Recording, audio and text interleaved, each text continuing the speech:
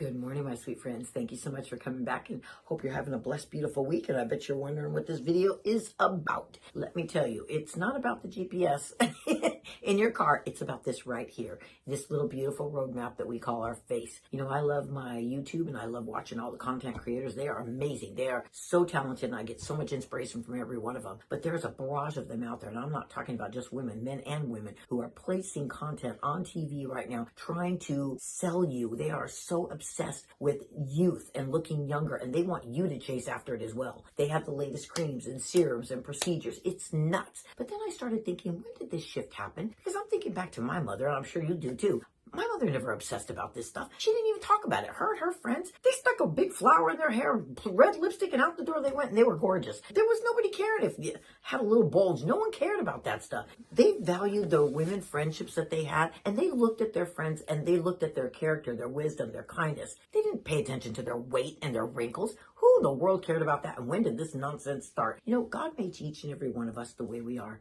I would love to be taller. I'd love to have big hair. That's not happening. This is the package I came in, and we do the best we can with what we've got. At the end of our life, trust me, everything that we have gone through, the decisions we've made, the challenges, the celebrations, just the illnesses, everything that has happened to us, it all eventually ends up right here because our life is on our face. There's an older saying that said that wrinkles are tracks where smiles used to be. So let's do our part because, you know, the world needs a lot more smiles now. And truthfully, the amount of money and time that these people spend chasing after a better face could be truthfully better put to good use if they use that time for serving and helping people and reaching out to people in need. Because I guarantee you, when you reach out to somebody and you stop your world for them, they don't care about your crow's feet. They don't care about your night cream. They're happy that you have a beautiful heart, that you stopped your world and reached out to help them. That's what's important. We need to remember that because this kind of thinking, it robs people of their happiness. The thoughts we tell, the negative thoughts that we tell ourselves every morning in the mirror when we're disgruntled about something on our face, it steals our thankfulness unto the Lord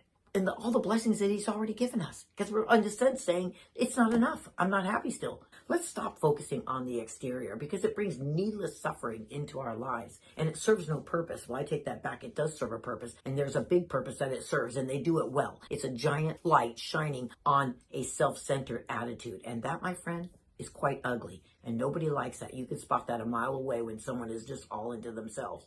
Don't let the culture and this shallow attitude that it have about looks disrupt or disturb or rob you of your contentment. Because we worked too hard to get here, my friends. We did all that nonsense when we were young. Here, we just want peace and contentment. And we don't want anybody telling us that we don't measure up. Our happiness is of our own creating. We have so much influence here by just the self-talk that we give ourselves. So don't let the external disrupt that because there's no price that you can pay on contentment. There just isn't. And we've earned this. I mean, we've been through a life and some people have been through war and back. Society, they love nothing more for you to buy into their stupid money-making scams and telling you that because you don't have this or that magic serum that you don't fit in the mold. You just so sorry for you, but you're going to get left behind. No one is going to escape aging. It's just not going to happen. It is what it is. So instead of us chasing the fountain of youth, why don't we chase a youthful attitude so that we know that we are embracing confidence? Because confidence, my friend, that's beautiful.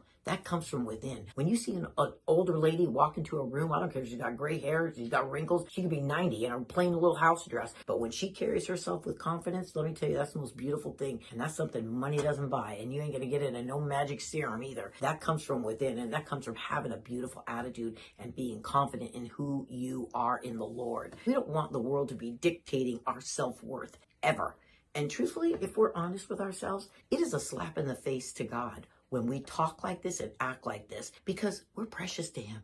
He loves you just the way you are. I don't care if you're bald, missing teeth, muffin top. He doesn't care. He loves you. Our Father is the sovereign King of the universe. That is the only opinion we need to be concerned with, not the world's.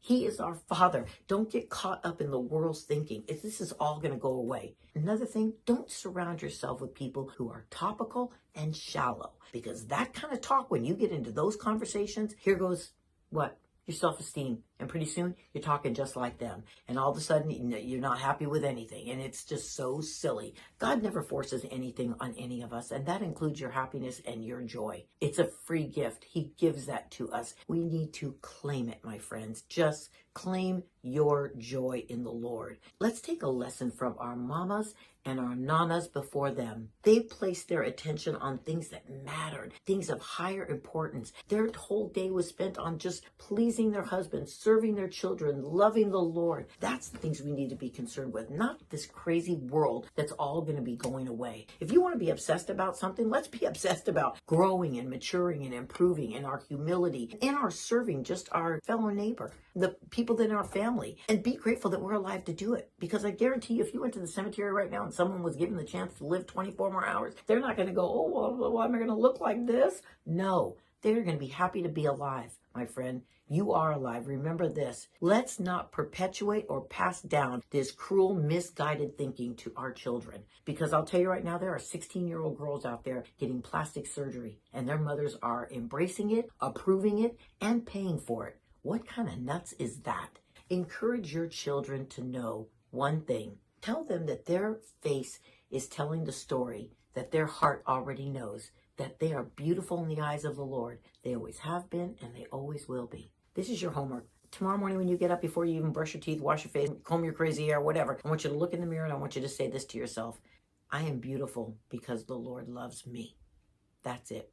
I want you to say that all day long. Just keep repeating it till you believe it, my friend. You know I love you. So till next time, you have a blessed, beautiful day and stay safe. Love you much. Bye.